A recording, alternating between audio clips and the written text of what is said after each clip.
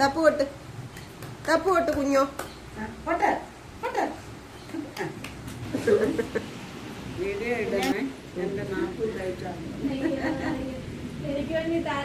ഞാനും കുക്കൂനെ അങ്ങനെ വഴക്കൊന്നും പറയണ്ട എന്നൊക്കെ പറഞ്ഞിട്ടുണ്ട്.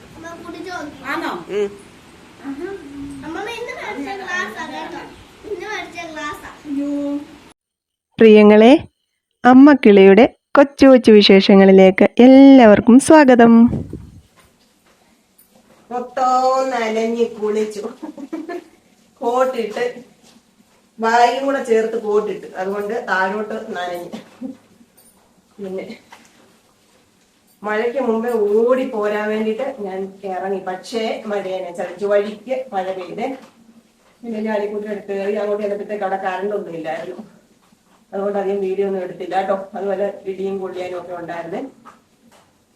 പിന്നെ അവര് കണി ഒരുക്കാനുള്ള സാധനങ്ങളെല്ലാം അടുപ്പിച്ചോണ്ടിരിക്കുന്നതേ ഉള്ളൂ. കണി ഒരുക്കാനുള്ള റെഡിയാക്കണമെന്നുണ്ട്. കുഞ്ഞോൻ ഉറങ്ങണം, അല്ലെങ്കിൽ കുഞ്ഞോൻ അതെല്ലാം ഭാര്യ ദൂരെ കളയും. കഴിഞ്ഞ വർഷത്തെ വിഷുക്കണി ഒരുക്കാൻ നേരത്തെ കുഞ്ഞോൻ നമ്മുടെ കയ്യിൽ ഇരിക്കുന്ന പ്രായമായിരുന്നു. ഇപ്പൊ അങ്ങനെ അല്ലല്ലോ, ഓടിച്ചെന്ന് എല്ലാം വാരിക്കളയും. പിന്നെ ഇന്ന് നമ്മുടെ ഫാമിലിയിൽ നമ്മുടെ വീഡിയോസ് കാണുന്ന ഒരാൾ വന്ന് മലയാളത്തിലുള്ളൊരു കുട്ടിയാട്ടോ വീഡിയോസ് ഒക്കെ കാണാറുണ്ടെന്ന് പറഞ്ഞു. ഒത്തിരി സന്തോഷം എല്ലാവരോടും കേട്ടോ. ഒന്ന് പരിചയപ്പെടുന്ന എല്ലാവരോടും സ്നേഹം. പിന്നെ വന്ന് പിന്നീട് ഇത് മാമി തന്നതാട്ടോ. മാമിന് എവിടുന്ന് കൊണ്ടുവന്നതാണ് മുള്ളാത്ത. അത് പഴുത്തായിരുന്നു. അപ്പൊ മാമി കുറച്ച് കഴിച്ചിട്ട് എനിക്ക് വെച്ചിരുന്നതാ. ഇത് നല്ല മധുരമുണ്ട്. ഇവിടെ നിൽക്കുന്നതിനെക്കാട്ടിലും മധുരമുള്ളതാണ് ഇത് കേട്ടോ. ഞാൻ കൊണ്ടുവന്നപ്പോഴേ ഇച്ചിരി എടുത്ത് നുള്ളി കഴിച്ചു. നല്ല ഷോർട്ട് വീഡിയോ ഞാൻ ഇട്ടിട്ടുണ്ടായിരുന്നു കേട്ടോ. അപ്പൊ അതിന്റെ പഴവും ഇലയും തൊലിയും എല്ലാം ഔഷധമായിട്ട് ഉപയോഗിക്കുന്ന. അപ്പം ഞാൻ കേട്ടിട്ടുള്ളതാണ് ഇതിന്റെ ഇല ആർത്രൈറ്റിസ് പോലുള്ള രോഗങ്ങളുടെ വേദന ശമിപ്പിക്കും കേട്ടോ. അപ്പൊ അതെങ്ങനെയാ യൂസ് ആക്കുന്നതെന്ന് നമുക്ക് അറിഞ്ഞുകൂടാ, എനിക്ക് അറിഞ്ഞുകൂടാ കേട്ടോ. അപ്പൊ അത് ഉപയോഗിക്കേണ്ട രീതിയിൽ ഉപയോഗിച്ചില്ലെങ്കിൽ ചിലപ്പോൾ അത് ദോഷം ചെയ്യും. ഇതാണെങ്കിൽ തന്നെ പലരും ഇതിനെ തെറ്റിദ്ധരിക്കും. ക്യാൻസർ വന്നാൽ അത് മാറാനുള്ള മരുന്നാണ് ഇതെന്ന് കരുതുന്നവരുണ്ട്. പക്ഷെ സത്യത്തിൽ അതല്ല. ഇതിന് പ്രതിരോധ ശക്തി ഉണ്ടെന്ന് മാത്രമേ ഉള്ളൂ. അതിന് പ്രതിരോധിക്കാൻ ഒരു ഇതുണ്ടെന്നേ ഉള്ളൂ. ഇപ്പൊ വന്നു കഴിഞ്ഞ ഒരാളിന് ഇത് കഴിച്ചാൽ ഒന്നും ക്യാൻസർ മാറത്തില്ല. അതിന് അതിൻ്റെതായിട്ടുള്ള ട്രീറ്റ്മെന്റുകൾ എടുത്ത് തന്നെ മാറ്റണം. അപ്പൊ ലക്ഷ്മി തരൂ, മുള്ളാത്ത, ഇങ്ങനെ കുറെ സാധനങ്ങൾ. ഞാനിപ്പോ RCCയുടെ ട്രീറ്റ്മെന്റ് തുടങ്ങിയതിന് ശേഷമാണ് ഈ സാധനങ്ങളൊക്കെ ഞാൻ ഈ പേരുകളൊക്കെ കേൾക്കുന്നത് പോലും. ഞാൻ RCCയുടെ ട്രീറ്റ്മെന്റിന്റെ ആ സമയത്താണ് കേട്ടോ. അപ്പൊ നമ്മൾ അവിടെയൊക്കെ ആര്യാസിനും ആനന്ദഭവനിലും ഒക്കെ രാവിലെ പോകുന്ന വഴിക്ക് ഫുഡ് കഴിക്കാൻ കയറണം. ആ സമയത്ത് അവിടെ എല്ലാം ഈ സാധനങ്ങൾ കിട്ടും. പിന്നെ ലക്ഷ്മി തരുവിന്റെ ഇല വെള്ളം തിളപ്പിച്ച് കുടിക്കാൻ നല്ലതാന്ന് പറഞ്ഞു. അങ്ങനെ ഞാൻ കുറച്ച് വെള്ളമൊക്കെ അതിട്ടായിരുന്നു വെള്ളമൊക്കെ തിളപ്പിച്ച് കുടിക്കുന്നത്. പക്ഷെ അതൊന്നും തന്നെ നമ്മുടെ രോഗത്തെ മാറ്റുന്ന ഔഷധങ്ങളൊന്നും അല്ല. ഇതൊക്കെ നമുക്ക് പ്രതിരോധ ശക്തി, കീമോയുടെ സൈഡ് എഫക്ട്, അതിന്റെ വേദനകളും പ്രശ്നങ്ങളും അതിന്റെ ബുദ്ധിമുട്ടുകളൊക്കെ നമുക്കൊന്ന് ലഘൂകരിക്കാൻ അതിന്റെ പല ഘടകങ്ങളും നമ്മളെ സഹായിക്കുമെന്ന് മാത്രമേ ഉള്ളൂ കേട്ടോ. ഞാനൊരു ലിറ്റിൽ ബൈറ്റ്സിന്റെ ബിസ്ക്കറ്റ് മേടിച്ചു, ഒരു പാക്കറ്റ്. എനിക്കിതാ 3 ബിസ്ക്കറ്റ് ഇവിടെ കൊണ്ടുവച്ചിട്ടുണ്ടായിരുന്നു. അതിലൊന്ന് അടിച്ചു മാറ്റിക്കൊണ്ട് പോയി.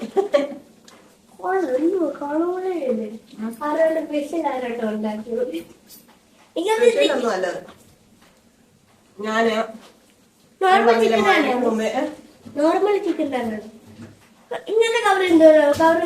അമ്മ സൂപ്പർ മാർക്കറ്റിൽ നിന്ന് മേടിച്ചത്.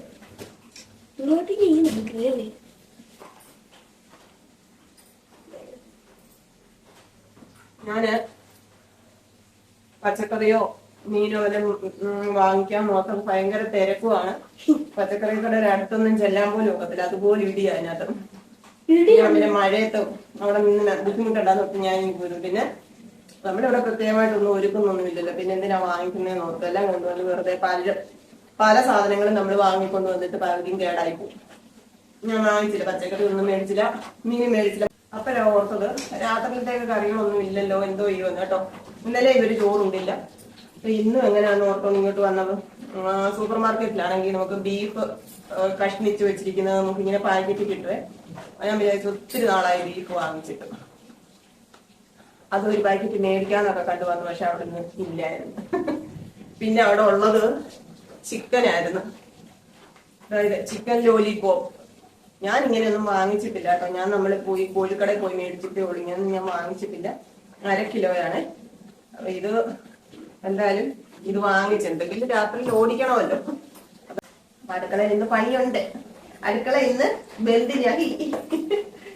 അപ്പം പിന്നെ കുടിക്കാൻ വെള്ളം തിളപ്പിക്കണം. അത്രയൊക്കെയാണ് ഇന്നത്തെ ജോലി കേട്ടോ. അപ്പം മഴയത്ത് വന്നതുകൊണ്ട് എനിക്ക് നല്ല തണുക്കുന്നുണ്ട്. മഴ നനഞ്ഞു വന്നതുകൊണ്ട് തണുക്കുന്നുണ്ട്. അതുകൊണ്ട് വെള്ളം ചൂടാക്കി കുളിക്കാൻ പോവാണ്. പിന്നെ എന്റെ ഡ്രസ്സ് എങ്ങനെയുണ്ട്? എല്ലാവർക്കും ഇഷ്ടപ്പെട്ടു കേട്ടോ, കണ്ടവർക്കൊക്കെ ഇഷ്ടപ്പെട്ടു. അപ്പൊ നിങ്ങളെല്ലാവരും ചോദിച്ചത് ടാലന്റിനെ അപ്രീഷിയേറ്റ് ചെയ്തതിന് ഒരുപാട് സന്തോഷം കേട്ടോ.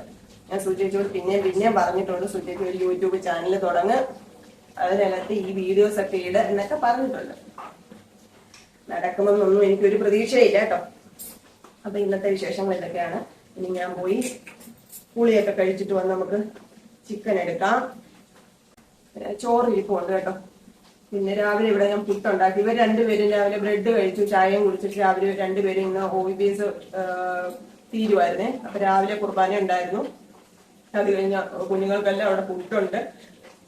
അത് കഴിഞ്ഞ് OBSന്റെ പ്രോഗ്രാം എല്ലാം കഴിഞ്ഞ് ഉച്ചയ്ക്ക് ഊണും കഴിഞ്ഞാണ് ഇവരെ വിടുന്നത്.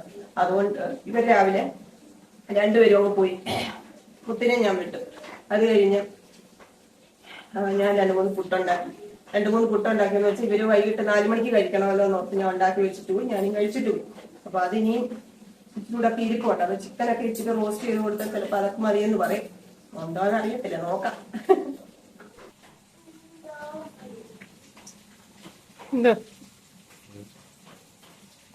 ഒരു പ്രസന്നതക്കുറവെന്തോ? പ്രസന്നതക്കുറവിന്റെ കാരണം ഇതാണ്. ആണോ?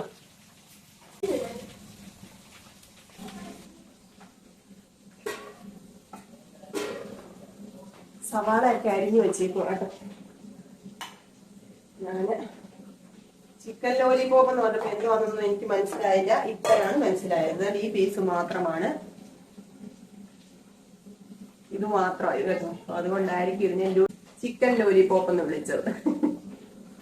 അല്ലോ, നമുക്ക് വാങ്ങിച്ചാലല്ലേ നമുക്ക് ഇതൊക്കെ മനസ്സിലാവത്തുള്ളൂ അല്ലേ.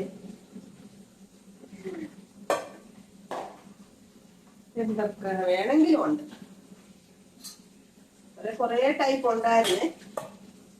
ഞാന് ഇതേ വാങ്ങിച്ചു. ലെഗ് പീസ് മാത്രമായിട്ടും ഒക്കെ ഉണ്ട്. ഞാൻ പറഞ്ഞ നേരത്തെ വരണം, ഇവിടെ എല്ലാം ഒന്ന് വൃത്തിയാക്കണമെന്നൊക്കെ വിചാരിച്ചിരുന്നേ. പക്ഷെ ഒന്നും നടന്നില്ല, മഴ ചതിച്ചു. പിന്നെ മുത്തിനോട് ഞാൻ ഇവിടെ എല്ലാം ഒന്ന് തുണച്ചിടാം. കട്ടനൊന്നും മാറ്റിയില്ല, ഒന്നുമില്ല.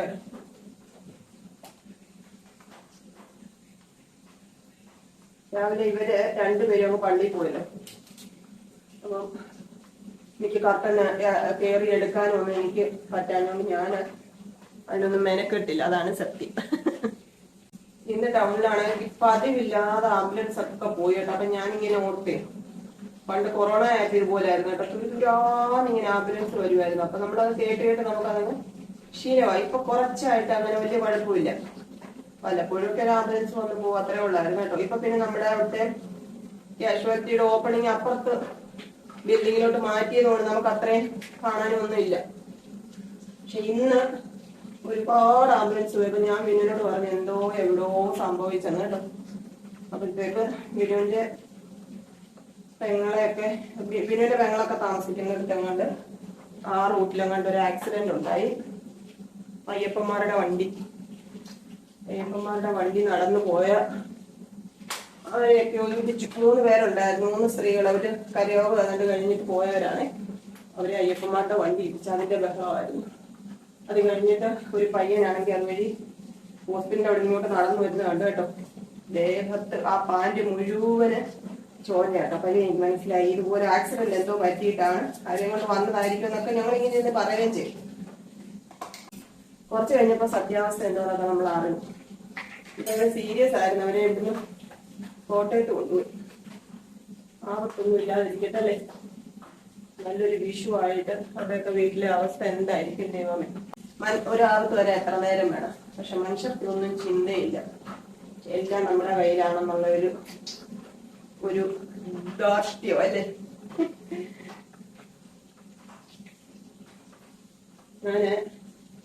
ഞാൻ ഇന്നലെ എന്തോത്തിനെ എടുത്ത് ഊട്ടി കേട്ടോ. അത് ഞാൻ ഇച്ചിരി അധികം വന്നത് ഇവിടെ വെച്ചിരുന്നതാ കേട്ടോ. അതുകൂടെ അങ്ങ് ഇട്ടേക്കാം എന്ന് ഓർത്തു.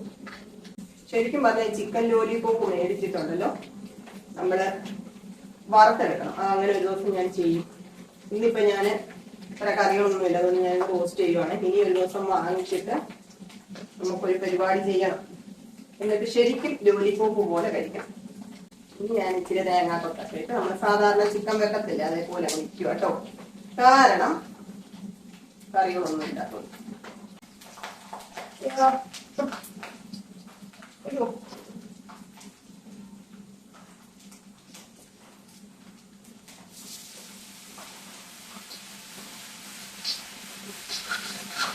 പിന്നെ എന്റെ പ്രിയങ്ങൾക്കെല്ലാം ഐശ്വര്യവും സന്തോഷവും അതിലേറെ സമാധാനവും നിറഞ്ഞ വിഷു ആയിരിക്കട്ടെ എന്ന് പ്രാർത്ഥിക്കുന്നു. വിഷു കഴിഞ്ഞായിരിക്കും വീഡിയോ വരുന്നത് കേട്ടോ. അങ്ങനെ ആയിരിക്കട്ടെ, അങ്ങനെ ആവണം, അങ്ങനെ ആവും. നമ്മുടെ ഫാമിലിയിൽ ഒരുപാട് പേരുണ്ട് ഇതേപോലുള്ള രോഗങ്ങളോടൊക്കെ പൊരുതുന്നവര് കേട്ടോ. അതിൽ പലരും ശരിക്കും പറഞ്ഞുണ്ടല്ലോ നെഗറ്റീവ് മൈൻഡോടെ ജീവിക്കുന്നവരാണ്. ശരിക്കും അതിന്റെ രോഗത്തിന്റെ വേദനകൾ കൊണ്ടാണ്, അതിനാരെയും കുറ്റം പറയാമല്ല കേട്ടോ. രോഗത്തിന്റെ വേദനകൾ ഇപ്പൊ ഈ അസുഖം ആയിരിക്കണമെന്നില്ല, വേറെ പല ബുദ്ധിമുട്ടുകളും അനുഭവിക്കുന്നവരുണ്ട് കേട്ടോ. അപ്പോൾ ആ വേദനകളും പ്രയാസങ്ങളും, പിന്നെ അതിനപ്പുറം സാമ്പത്തിക ബുദ്ധിമുട്ട്, പിന്നെ കുഞ്ഞുങ്ങളെ കെയർ ചെയ്യാൻ ആരുമില്ലാത്തതിന്റെ പ്രയാസം ഒക്കെ അനുഭവിക്കുന്ന ഒരുപാട് പേരുണ്ട്. അവരൊക്കെ അവരുടെ അനുഭവങ്ങളൊക്കെ പറയുമ്പോൾ ശരിക്കും ഒരുപാട് വിഷമം തോന്നാറുണ്ട്. നമ്മള് എന്തെങ്കിലും ഒരു നേരമെങ്കിലും അവർക്ക് എന്തെങ്കിലുമൊക്കെ ചെയ്തു കൊടുക്കണമെന്നൊക്കെ ആഗ്രഹം തോന്നാറുണ്ട് കേട്ടോ. നമുക്ക് തന്നെ ചെയ്യാനും ഇവിടുത്തെ അവസ്ഥ ഇതാണ്. പിന്നെ എന്താണ്, പിന്നെ ദൈവത്തോട് പ്രാർത്ഥിക്കാം അല്ലേ.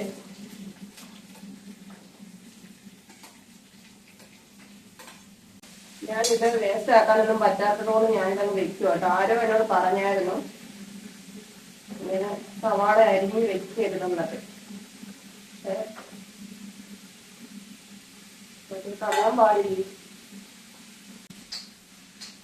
കറിവേപ്പില എടുത്തോണ്ട് വരാം.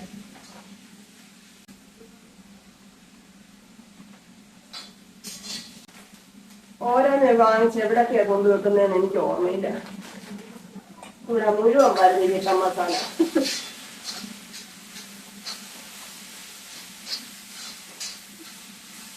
പിന്നെ മോനുകുട്ട ലോബിഡിയസ് കഴിഞ്ഞു. പിന്നെ റാലിയൊക്കെ ഉണ്ടായിരുന്നു കേട്ടോ. ഞങ്ങള് പള്ളിയില് കത്തോലിക്ക പള്ളിയിലല്ലേ പോയിക്കൊണ്ടിരുന്നേ. കത്തോലിക്ക പള്ളിയില് BOC ആണ് കേട്ടോ, ബൈബിൾ ഓറിയന്റേഷൻ ക്ലാസ് എന്നാണ് ഈ OBBS പകരമുള്ള പേര്. OBBS വരുമ്പം ഓർത്തഡോക്സ് വെക്കേഷൻ ബൈബിൾ സ്കൂൾ എന്നാണ്. അപ്പൊ ഞാന് കത്തോലിക്ക പള്ളി പോയിക്കൊണ്ടിരിക്കുന്ന സമയത്ത് ചെറുപ്പത്തില് നമ്മള് വാടകയ്ക്ക് താമസിച്ചിരുന്നു പറഞ്ഞില്ലേ. അപ്പൊ ആ താമസിച്ചിരിക്കുന്ന വീടിന്റെ ഉടമസ്ഥനെ സുബിച്ചായൻ ജെസി ആന്റി, ഞാൻ പറഞ്ഞില്ലേ ഭയങ്കര ഒരു വീട് പോലായിരുന്നു കേട്ടോ. വീട്ടിൽ അമ്മ എന്തെങ്കിലുമൊക്കെ കറികൾ വെക്കുമ്പോ ജെസി ആന്റി താഴെ തോടി വരും, മണം കഴിഞ്ഞ് വീട് വെക്കുന്നതിന് ചോദിച്ചു കേട്ടോ. അപ്പൊ ജെസി ആന്റി ആ സമയത്ത് ഇളയ മോനെ പ്രഗ്നന്റ് ആയിട്ടിരിക്കും. ഇപ്പൊ മോൻ കല്യാണമൊക്കെ കഴിച്ച് ജെസി ആന്റി മരിച്ചുപോയി. ആ സമയത്ത് മോനെ പ്രഗ്നന്റ് ആയിട്ടിരിക്കും. അപ്പം ആ സമയത്ത് ഇതൊക്കെ കഴിക്കണമെന്നുള്ള മണമൊക്കെ വരുമ്പോഴും അപ്പൊ ജെസി ആന്റി ഓടി വരും. എന്തോ അത് വന്നാല് നമ്മളിങ്ങനെ എടുത്ത് കൊടുക്കണമെന്നൊന്നുമില്ല കേട്ടോ. പുള്ളിക്കാരി തന്നെ വന്നെടുത്തങ്ങ് കഴിക്കും കേട്ടോ. അത്രയും നമ്മൾ ഒരു ഇതുപോലെ കഴിക്കും. അപ്പൊ സൂചാന് അവരൊക്കെ ഓർത്തഡോക്സ്. അപ്പൊ സൂചാന് പള്ളിയിലെ സൺഡേ സ്കൂൾ അധ്യാപകനൊക്കെ ആയിരുന്നു. അപ്പൊ സൂചാൻ ഞങ്ങളോട് പറഞ്ഞു പള്ളിയിലെ OBBS തുടങ്ങാൻ വരണമെന്ന് പറഞ്ഞു. അങ്ങനെ ഞങ്ങൾ സൂചാന്റെ കൂടെ ഓർത്തഡോക്സ് പള്ളിയില് ബൈബിൾ ക്ലാസ്സിന് പോയിട്ടുണ്ട്. അപ്പൊ ഞാൻ ഇവര് പോകുമ്പോഴൊക്കെ ഞാൻ ആ കാലമൊക്കെ ഓർക്കും കേട്ടോ. എനിക്കൊരു സന്തോഷമായിരുന്നു അറിയാം. മറ്റേ സൂചാന്റെ കൂടെ OBBS പോകുന്നതും ഒക്കെ ഞാൻ ഓർക്കും. ഇപ്പൊ സൂചാനില്ല, ജെസി ആന്റി ഇല്ല. അവരൊക്കെ നമ്മുടെ ജീവിതത്തിന്റെ ഏറ്റവും വലിയൊരു സന്തോഷങ്ങളുടെ ഓർമ്മകളിൽ അവരുടെ മുഖങ്ങളൊക്കെയാണ് കേട്ടോ. അവരൊന്നും ഇല്ലാത്ത ഒരു ബാല്യകാലത്തെ പറ്റി ഓർക്കാൻ പോലും ഇല്ല. ഇവിടെ നിറയെ പറമ്പാണ്. സൂച്ചാന്റെ ചേട്ടനനിയന്മാരെല്ലാം വെളിനാട്ടിലൊക്കെ ആ സമയത്ത്, ഇപ്പൊ അവരുടെ നാട്ടിൽ വന്ന് വീടൊക്കെ വെച്ചവിടെ. ആ സമയത്ത് അവരാരും അവിടെ ഇല്ല കേട്ടോ. അപ്പൊ ഈ 4-5 സഹോദരങ്ങളാണ്, എനിക്ക് കറക്റ്റ് അറിയത്തില്ല, നമ്മൾ കൊച്ചു പിള്ളേരല്ലേ. അപ്പൊ ഈ 4-5 പേരുടെയും വീടുകള് ഇങ്ങനെ ഒരേ മോഡൽ വീടൊക്കെയാണ് കേട്ടോ. അന്നത്തെയൊക്കെ വീടുകളാണ്. അതിങ്ങനെ മുകളിൽ 3-4-5 തുണ്ടായിട്ട് ഇങ്ങനെ കിടക്കുന്ന സ്ഥലത്ത് അവരുടെ എല്ലാം വീടുകൾ പണി വെച്ചിട്ടുണ്ട്. അതെല്ലാം വാടകയ്ക്ക് കൊടുത്തേക്കും. അങ്ങനെ ആ വീട്ടിലാണ് നമ്മൾ താമസിച്ചുകൊണ്ടിരുന്നത്. ഇപ്പൊ ഞങ്ങൾ കഴിഞ്ഞ ഒരിടയ്ക്ക് ആങ്ങളെ ഇവിടെ ഉള്ളപ്പം ഞങ്ങള് ചുമ്മാതെ ആ റൂട്ടൊക്കെ പോയി കേട്ടോ, വെറുതെ രസത്തിന് കാണാൻ വേണ്ടിട്ട് മാത്രം.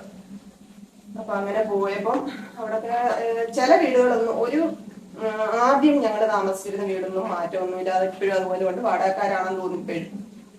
പക്ഷെ താഴോട്ടൊക്കെ ഉള്ളതും എന്റെ ഏറ്റവും മുകളിലത്തെ വീടും ഒക്കെ മാറി കേട്ടോ.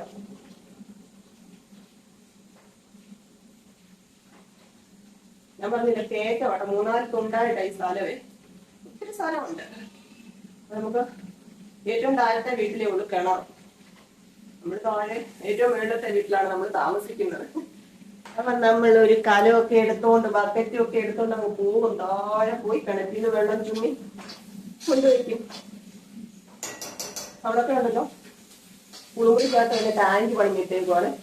നമുക്കിങ്ങനെ പോയി കുളിക്കാൻ. ആ ടാങ്ക് ഫുള്ളാക്കണം. ബാത്റൂമിലേത് ഞാൻ ഫുള്ളാക്കുവാണെന്നുണ്ടെങ്കിൽ ടോയ്ലറ്റിലേത് ആകണം. വെള്ളം കോരാൻ തുടങ്ങിയാൽ പിന്നെ, വെള്ളം കോരാൻ അമ്മ കിടന്ന് വഴക്കൊക്കെ പറയും. പക്ഷെ കോരാൻ തുടങ്ങിയാൽ പിന്നെ ഒരു സ്പൂൺ വരെ ഞങ്ങൾ നിറച്ചു പോകും. അത്ര ചുമ്മി പോയിട്ട് വരും. എന്നിട്ട് അവിടെ ഒരു കുളിയും തുണി കഴിവും ഒക്കെ ആയിട്ട് അങ്ങോട്ട് പോകും. അതൊക്കെ ഒരു കാലം. എല്ലാം കഴിഞ്ഞു.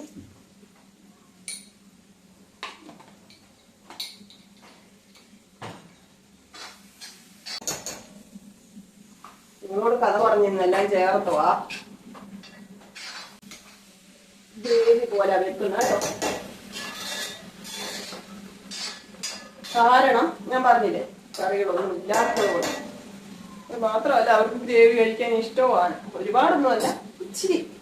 മോനിക്കുട്ടന്റെ ചോറ് പാത്രം ഭോജനമാണ്. നമ്മളിന്നിപ്പൊ തൽക്കാലം അതെടുക്കുക. പിന്നെ ഒരു സത്യം പറയട്ടെ, ചോറ് എല്ലാവർക്കും കഴിക്കാനില്ല കേട്ടോ.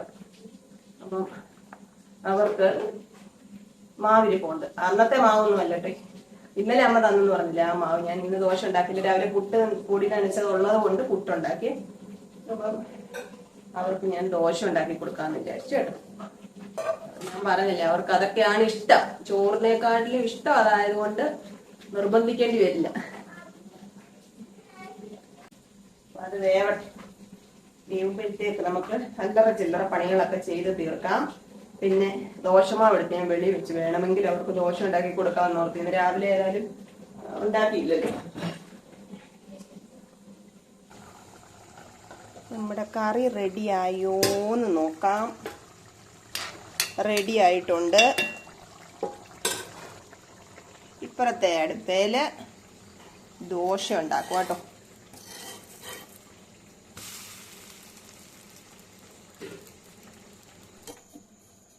മുത്തിന് പുട്ട് മതിയെന്ന് പറഞ്ഞു കേട്ടോ.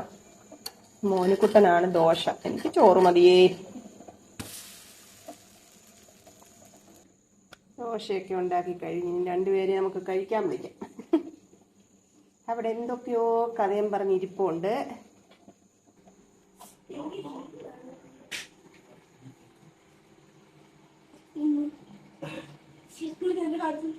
വിശപ്പുണ്ടോ?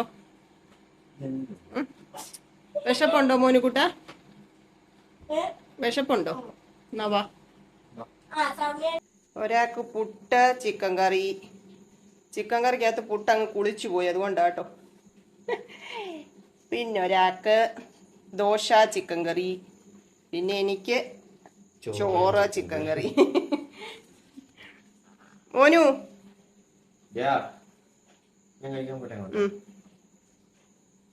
മോനുന് വേണ്ടേ?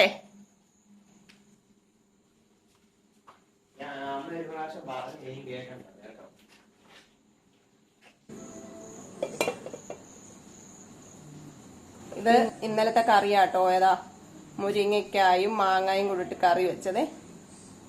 അത് ഒഴിച്ചു. അതാണല്ലോ നമ്മുടെ മെയിൻ.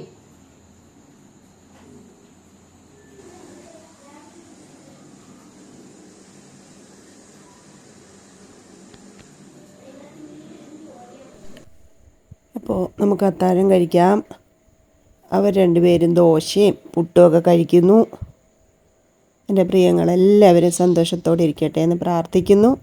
നമുക്കിനി അടുത്ത വീഡിയോയിൽ വീണ്ടും കാണാം കേട്ടോ. ടാറ്റാ.